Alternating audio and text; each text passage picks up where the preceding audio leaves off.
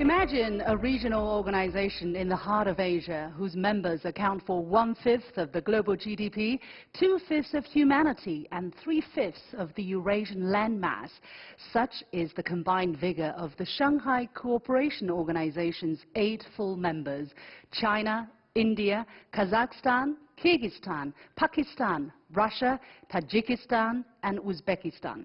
And people under the age of 30 account for about 1/3 of the population of these countries, so their views and roles matter. As the 18th annual summit of the SCO kicks off in East China's Qingdao city, let's talk about this organization through the lens of young people. Welcome to a special edition of The Point with Mi Luxin, coming to you from the SCO Secretariat in the heart of Beijing. For the first time in history, a youth representative from each SCO member will join me for a televised panel. We'll talk about how the SCO has impacted young people in their countries and what they can do for this organization in the future. This program is also being carried on our new media platforms, including Facebook, Twitter, CGTN app, and Sina Weibo under the hashtag SCO Youth Talk. So, let's meet my young guests today. From India, Monish Kedia.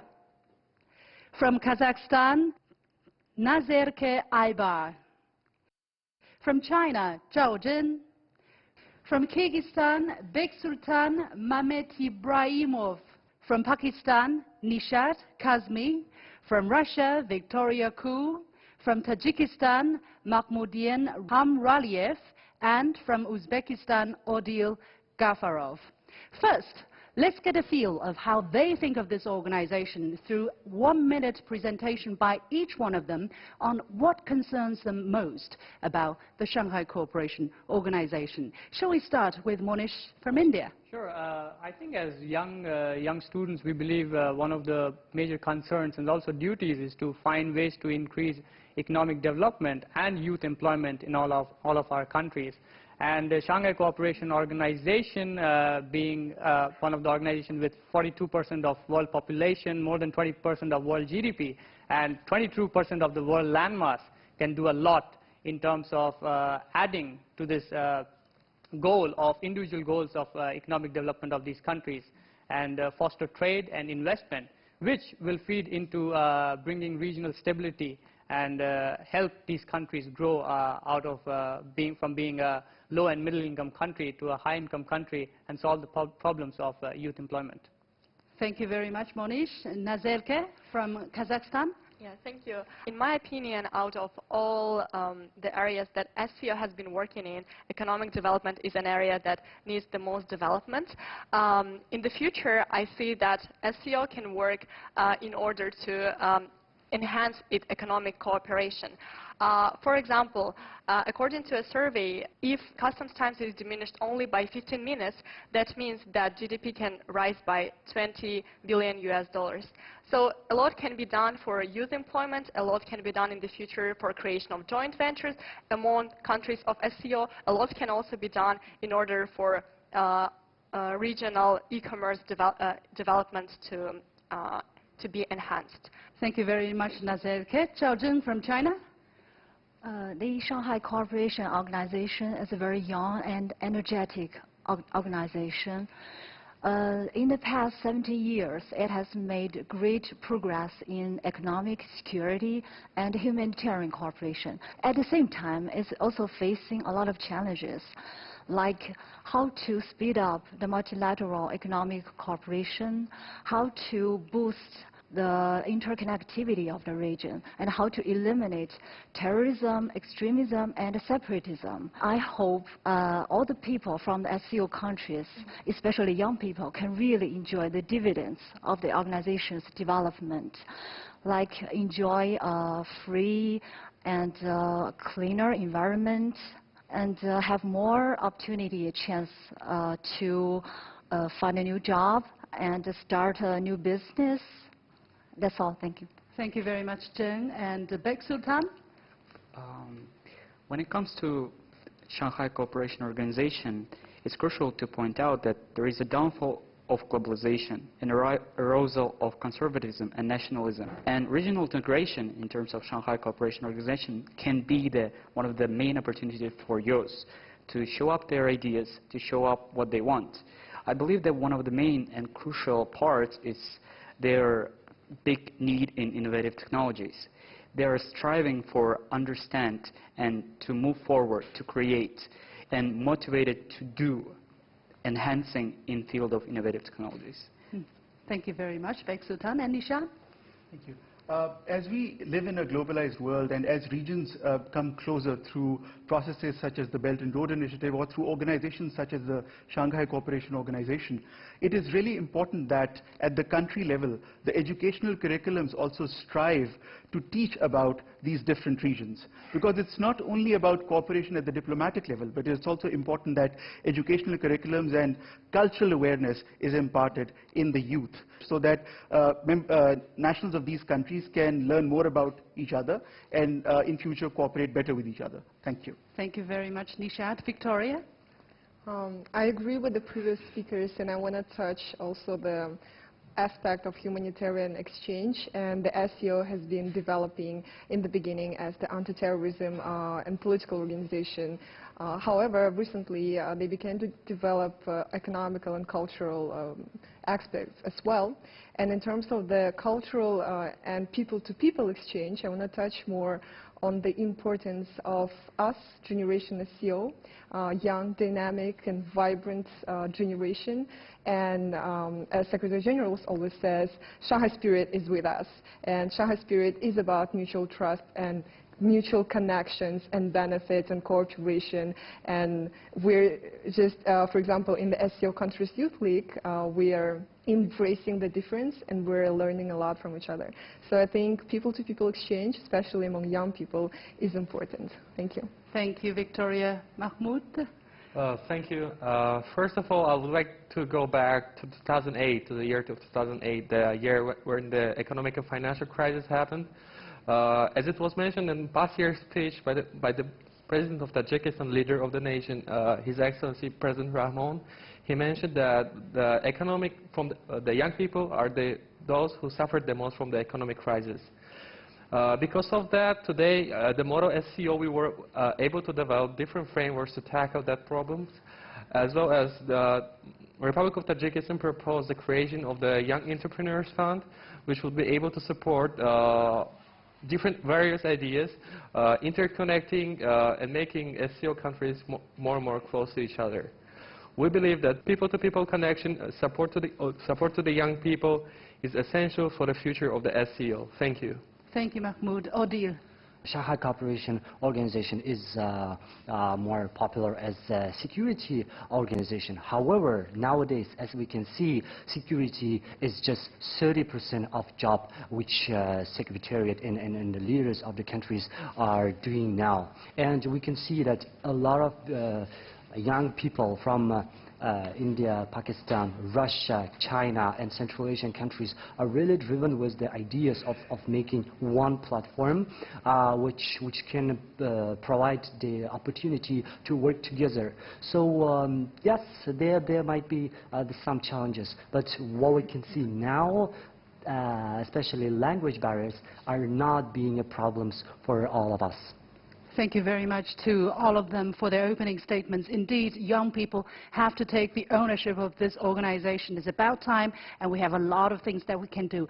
But before we explore the possibilities of how to make this organization more youth-friendly, let's say, I would first maybe ask you to reflect on the journey that we have come through as member of this SCO. I know India and Pakistan just joined last year, but still I'm going to ask you whether the past year has made any difference. So let's start the first part of our free discussion as to what the SCO has brought to each of your country, to young people in your country, to you personally. Monish, can I start with you? 1 year as an SCO member, what has SCO membership meant for young people like you in India?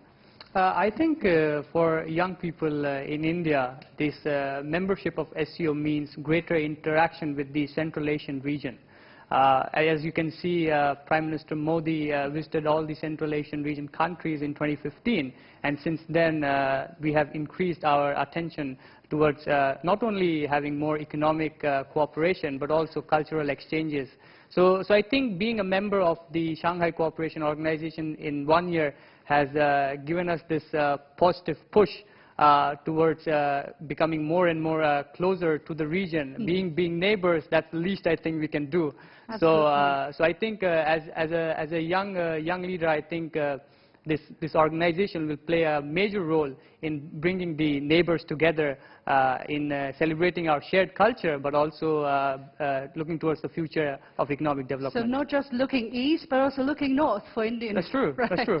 And Nazeka, you major in finance and consulting. You've studied in China, the United States, Europe. You also worked for multinationals, and you're also very active in volunteering for organizing Model UN and Youth Parliament. What has Kazakhstan's SCO membership meant for you as a young person and for people like you in Kazakhstan? First of all, I would like to emphasize the security point.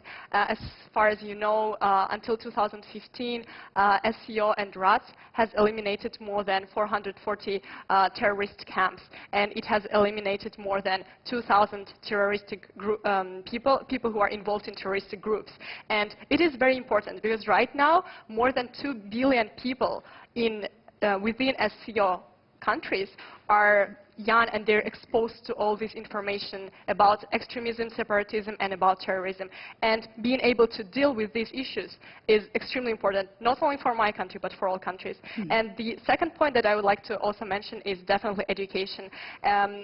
China has provided 20,000 scholarships only for SCO member countries' students. And for me, as a young person, this is a great opportunity to learn about other countries within SCO network. Did you come to China to study as one of the beneficiaries of these programs? I came here through Yantian Academy scholarship. However, I am receiving China's government scholarship. So it is, again, a support of Chinese government for students from my country, and I express my gratitude towards that. That's great. Well, I think the Chinese government is also pleased to have young talents like you coming from everywhere. Zhao Zheng, let me come to you. You have studied Russian since you entered university all the way till now, and you've majored in Shanghai Cooperation Organization, China-Russia relationship. What made you so fascinated about this part of the world and this organization? After I received a degree in political science, I got a job in China Institute of International Studies. And, you know, the China National Center for SCO Studies also is in my institute.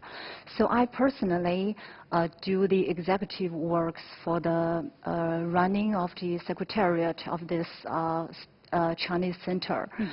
Part of my job is to do research about SCO, and also I have got a lot of opportunity to attend and organize the SCO forum meeting, and I have a lot of chance to travel to other SCO member countries.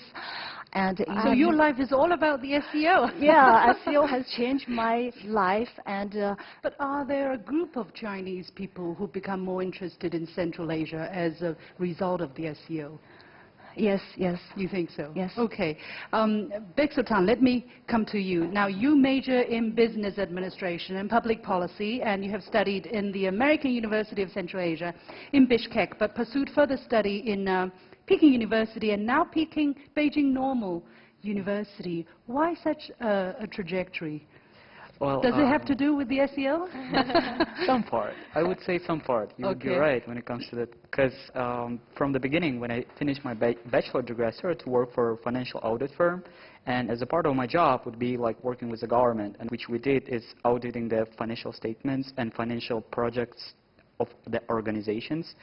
On the basis of that, we were proposed to take a part in academic exchange in master degree. So that's one of the parts, as Nazarke already said, that the Chinese government gave the scholarship for the master degree, which I gained in Peking University. Great. But looking at the group of young people like you in Kyrgyzstan. What is their understanding of this organization, of this part of the world?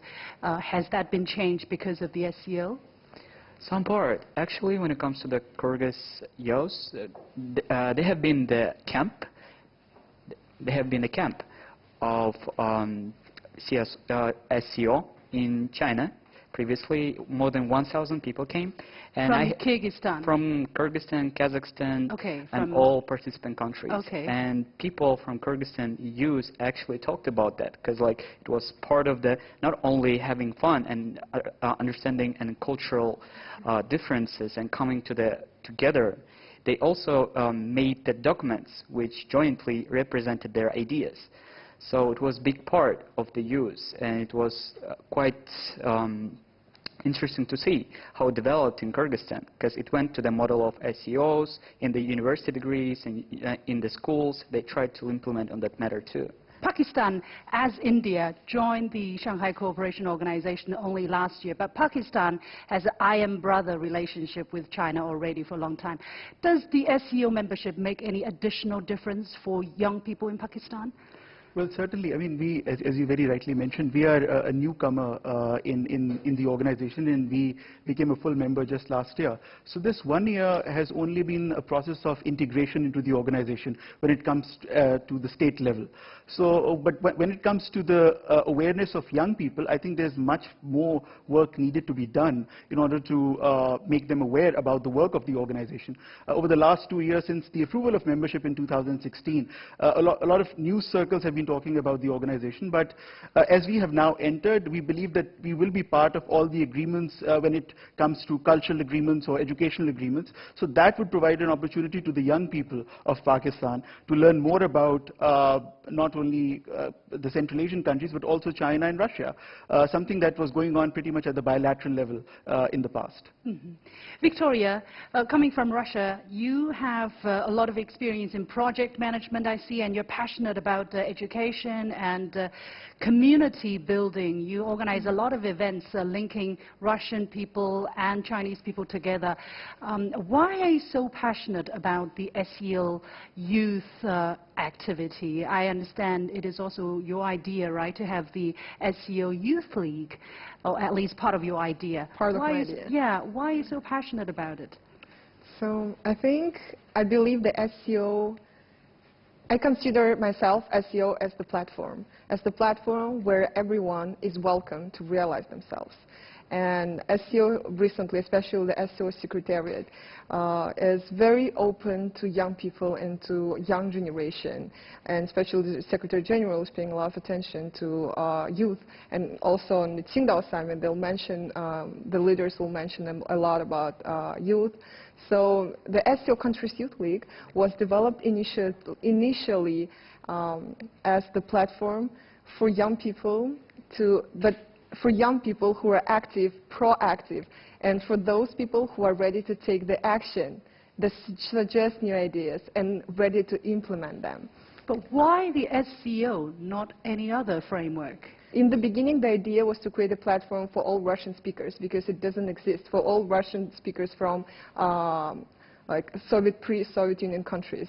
And then the SCO came very naturally, because by that time, SCO had 6 member states, and then India and Pakistan joined in. So, and then we became the SCO platform, and then recently we started to add more countries, and now we have 18. So I believe this is a great platform for us, because SCO is the biggest trans-regional organization in the world.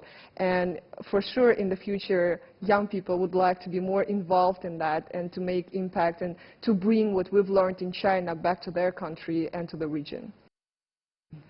Let me go to Mahmoud. Since 2012, this is your 6th year in China. Right. And you have first gone to Beijing Foreign Studies University, then Peking University, and you have studied management, public policy, and you're also passionate about fighting AIDS, TB, and malaria.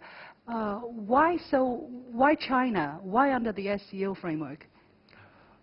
First of all, I would like to mention that back in 2011, when I was about to finish my high school, I was wondering why some countries are developed and why some countries are on the way of becoming developed countries. And I just came up with China. China was the most rapid developing economy in the world. So I wanted to learn the Chinese policies and how to implement those policies in Tajikistan to make the Tajikistan prosperous as well. And I believe the creation, the development of the SCO is like very important for all the students of the respective countries, because now with the development of the university SCO, we also will be able to go and study at the different universities and receive multiple degrees and receive more knowledge, which is the more knowledge, the more better it is. That's a very interesting thing. You just mentioned the University of SCO. We're going to talk about that in just a moment. But let me come to you, Odile, from Uzbekistan.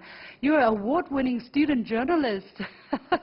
And, yeah, on educational affairs, and you're also specializing in economics and international relations. You studied in the University of World Economy and Diplomacy under the Ministry of Foreign Affairs for Uzbekistan. So you want to be a career diplomat in the future? No? Why not? Okay, how has the SCO membership of Uzbekistan changed your life and the lives of people like you? I think that's a very political question, because, well, SCO, the name of the organization, the current format of organization was created after joining of Uzbekistan to the organization. Before it was called as Shanghai 5, and mostly was specialized on border resolving problems. When the offer was sent to the government of Uzbekistan, the former president of Uzbekistan, President Karimov, was very happy to accept it, and the entire nation, and we joined. But I need to mention that before SCO, there were a lot of offers from the other political and security organizations. However, the conditions which they offered, they were not equal. So SCO offered an equal cooperation on a military, political, and economic spheres. And the people of Uzbekistan accepted this. Yes, we can cooperate, but only when we're equal. Uzbekistan is a very small country. China, and especially Russia, are one of the biggest countries in the world. In terms of size? In terms of size, in terms of population, GDP, and so on, and especially military sphere. However, if these countries accepts you and treats you as equal, it makes sense for us. It is very important. The war on terror was mentioned, that SCO prevented a lot of terroristic acts. Well, when something happens, everyone knows it, but when you prevent it, no one cares. And the number of prevented attacks are several times more than the existing threats.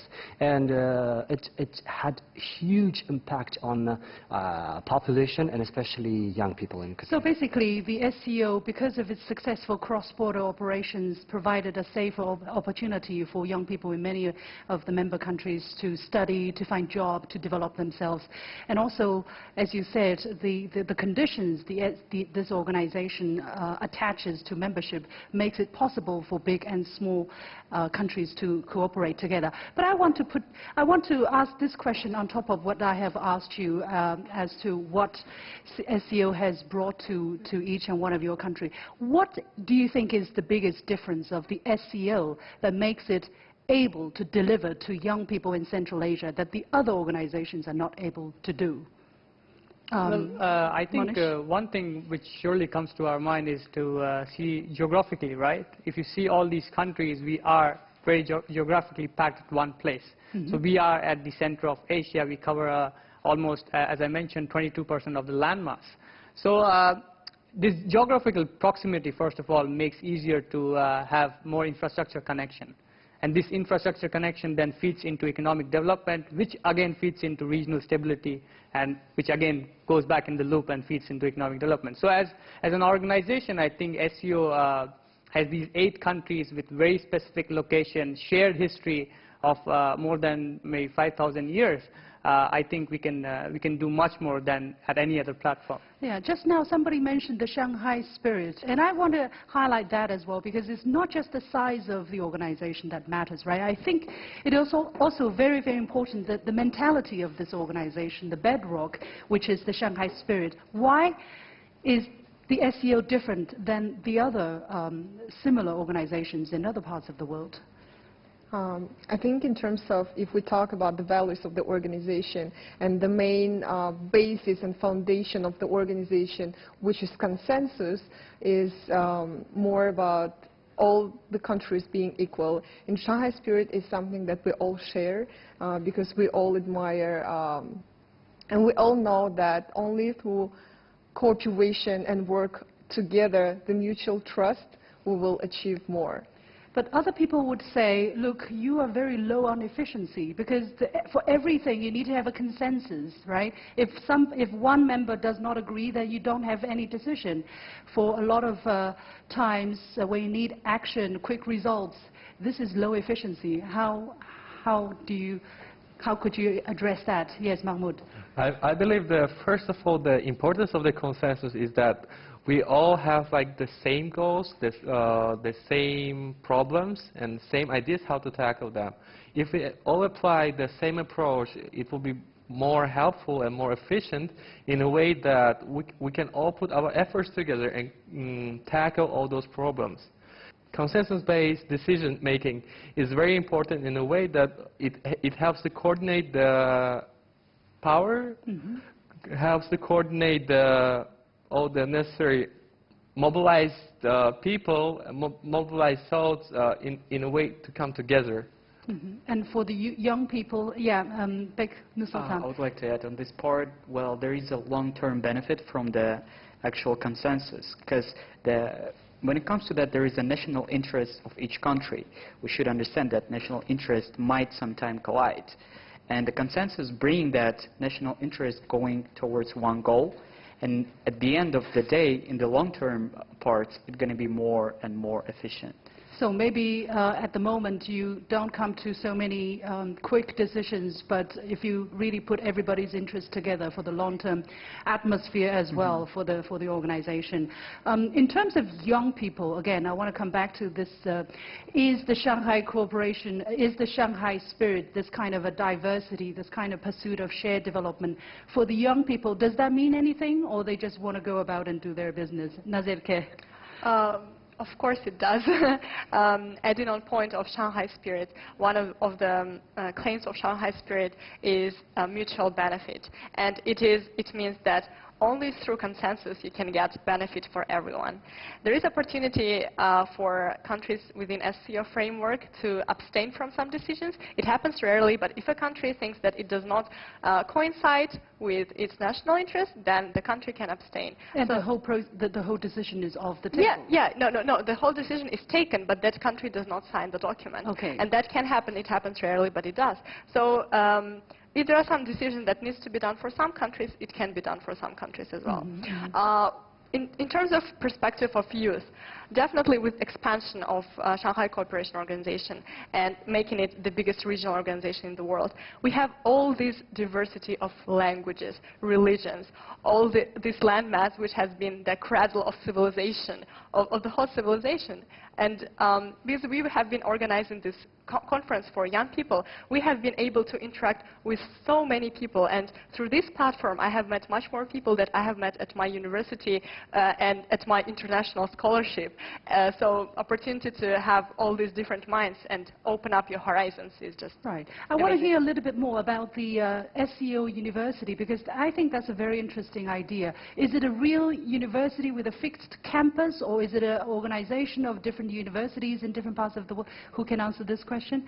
Yes, Odile. Yeah, it's a net. It's not one university. So idea of SCO University was based on building a net of universities on SCO countries which can cooperate between each other with the same conditions, the recognizing of the diplomas, having the same education programs, sharing of not just the students but also the professors, teachers, and to have a one platform for or to work on academic purposes. So you can send students from one country to another, let's say from China to Russia, and Russia from China, and so on. But they receive only certificates, but not the real diplomas. Yes.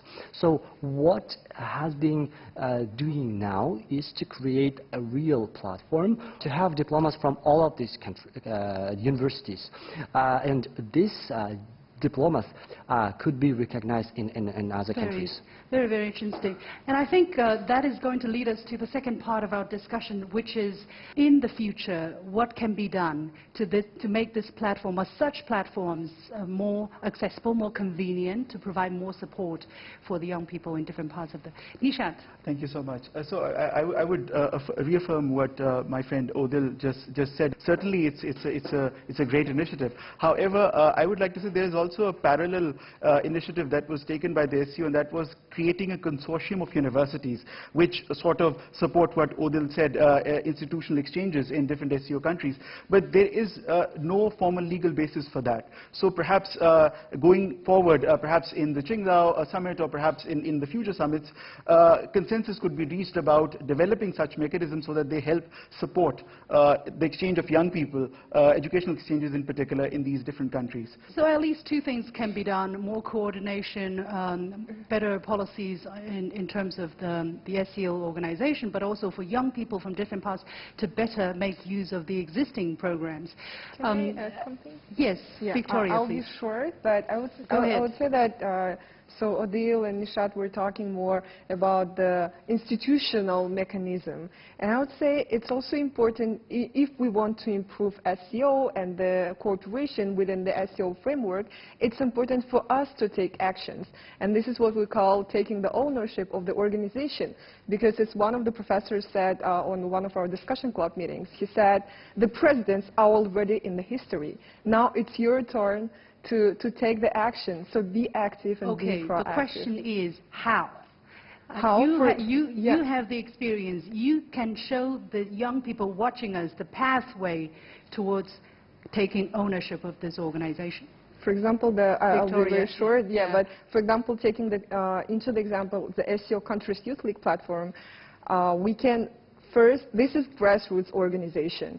And we started with the content. So we started to think with our, can we provide to the platform, and how can all of us benefit from it? And this is how Discussion Club came in, then the trainings, the field trips, and now the Model SCO, which is our annual project right now, and was very successful. Monish, you wanted to add something? I just wanted to pitch into that, because when we say education, it sounds very broad, but education has a lot of different opportunities. I will give you one example. For instance, Kazakhstan right now has a huge lack of health professionals, for example, in health economics or field of health policy making. Now, countries like India or China, which have a huge number of health professionals working in this area, can feed into that. So young people like us, for example, I study health economics at Peking University, have opportunity to understand Kazakhstan's problem and then juxtapose it to what is happening in our countries, and then maybe aid into the development of the country through our own personal interests. Let me just give our Chinese friend an opportunity to say something here. What about the Chinese young people? How enthusiastic are they about the SCO, and what do they want to do to take ownership of this organization? I've been a researcher for nearly 10 years. I've away from college for many years. One of my the major tasks of my job is to give policy recommendations to the government. Do you give policy recommendations in this regard as to what to do with young people? And when I was doing my research, I think I didn't do much like a field research or something. I just read a lot of materials, documents, and have a lot of interaction with the government officials and other scholars. But today I found it's very, very necessary to really come to the university to talk to young people, to know their life, to know their expectations, to know what they are doing now. They are taking the ownership of the SCO. You're welcome to join the youth league. Yes. Thank you. Nobody is too old. Is there an age limit? 20 to 35. 20 to 35. Yes. I We reckon can it's- discuss that. Good, good. I'm happy to say that. Even coming to the education, I'm sorry to interrupt you, even ahead. coming to the understanding the policies, there is idea that the people can join at least the festivals. The festivals in different parts of countries, in Kazakhstan, Russia, in Kyrgyzstan, there are like CSO festivals, which they represent the countries which are there, China, and all the representative countries, and experience the culture benefits. First of all, you have to get comfortable with that, right? And the students are enjoying at least the beginning of it, and eventually, hopefully, take a part as Vika doing right now, and other guys here. Oh dear. Yeah, we're here talking about what young people can do. Well, I think the answer to this question can be found from what is happening now. Well, actually, if you pay attention to the news headlines, the huge number of projects which actually have been running now. For example, two young people in Russia and Moscow came with the idea that they can create a business incubator for a platform for young specialists in investment banks to meet and to work each other, and they didn't know where to go, and some of their friends recommended, why not international organizations? United Nations or some other organization. Didn't work. However, SCO listened. They said, okay, go ahead. They built this project last year, and it is working now, and it makes impact and of course money. And this is not the only projects. There are several of them in Russian East, Far East, Khabarovsk, Vladivostok, and so on. But the thing is that young people now, they don't know about these opportunities, because SCO leadership is ready to listen to us and give us these opportunities. Indeed, that's what I noticed. There was this SCO Youth Conference, and then you have come up with some kind of a statement, and you have given that to the Secretariat of the SCO to be presented during this year's Qingdao Summit of the SCO. Who could tell us a little bit more about that? Nazerke. Yeah, sure. Because I was Secretary General and I was editing the documents all the time. I was basically sitting and typing all recommendations and then deleting everything. Right. So what I can say about this initiative, the youth and the subject that we're discussing now, I was truly amazed by how SCO Secretariat is welcoming young people to come here, and how easy it is just to come and meet Ministry of International Affairs of your country just by coming here.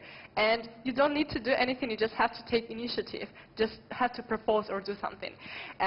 Today at our conference we have been discussing 4 main topics, which are, the first one was education, the second one was IT and innovation, the third one was business and economics, and the last one was cultural exchange.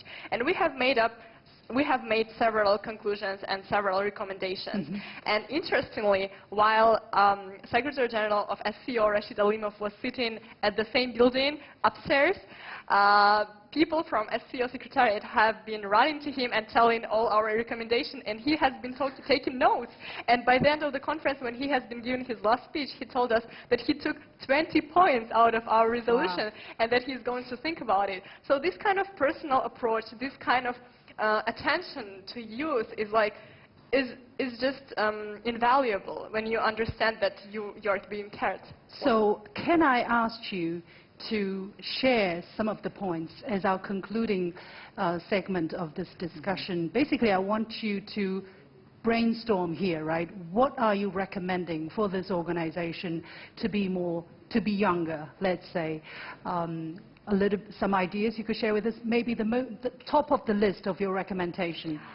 Definitely top of the list has always been education. Education has always been the priority for young people. Specifically talking about University of SCO, exchanges, education of tolerance, and education of anti-terroristic education. Very interesting. Sultan? Well, as my colleague already said about education, but I'll talk more about innovative technologies part. We would try to advise to look on to the robotics development and the development of Industrial Revolutionary number 4. When it comes to that, it's artificial intelligence. That was one of the recommendations, to look on to and help to the projects which developing with the robotics development in Russia, China, India, and following countries. Another recommendation was CSO IT Youth Program, where we would use IT specialists from different countries, especially from private sector, and try to come up with the platform where they can meet the companies and companies can exchange. Leading companies like Baidu, Tencent, Infosys from India when it comes to that, Medjus from Kyrgyz Republic, they might be interested in their new markets. They might be interested in actually knowing which specialists they can bring on. And another part was cybersecurity. It's one of the main parts, which also we talked on. We proposed to hold the hackathon of CSO when it comes to that, which would gather up all the specialists of the cybersecurity and try to discuss and understand what can be done in terms of that. Who could tell me what young people can do in terms of cybersecurity? I think young people has a very important role there. Odile. Well, we're living in very difficult time, and it shows that young people know more than all generation. For this technology, you grew up in there, I know. You are the Aborigines. No, this is one of the very, very important part of our life. I'm not programmer. I never studied IT, but I'm very not bad in computer and programming and coding. Now, people like me know more than the specialists. We can come up with very fresh ideas regarding the cybersecurity. Mostly, security has been shifting to the digital world. Right. I really want to give you, maybe each one of you, one sentence. What do you want to see this summit do to young people for your country? Okay, Monish.